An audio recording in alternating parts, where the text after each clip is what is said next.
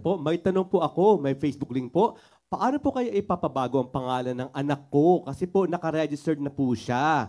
Pero ang nagamit po niya sa school ay ibang pangalan. Paano po kaya mababago? Hindi po makapag-apply dahil hindi po tugma. Yun po ay pinarehistro ko na Ranyen ang apelyido nang kumuha po ako. At nagpabuklat na ay Reyes na daw po ang nakalagay. So, naiba yung apelyido. Alam mo yan kung ano po yung nakarehistro sa PSA, Philippine Statistics Authority at sa Civil Registrar.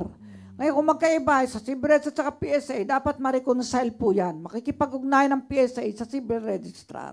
Kung ano po ang birth certificate. Gaya ko po nung araw, ang aking persida yung C. Pero nakita sa birth certificate, S. Mula grade 1 hanggang grade 6, ang gamit ko, C. Ang sabi ng aking ina, wag na tayo magpabago, gamitin mo na ang S. At nang ako'y natutong magbasa ng Biblia, yung palang original talagang spelling ay S. Sa Romans, ayan. Di ba nasagot nyo na yan, no? Di ko na ulitin. Okay. Si Persis sa English version, Persida sa Tagalog version. Okay?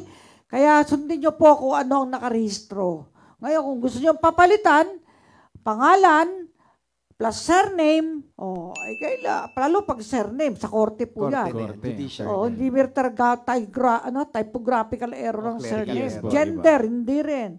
Year of birth, hindi rin. Kailangan sa korte yan. Okay?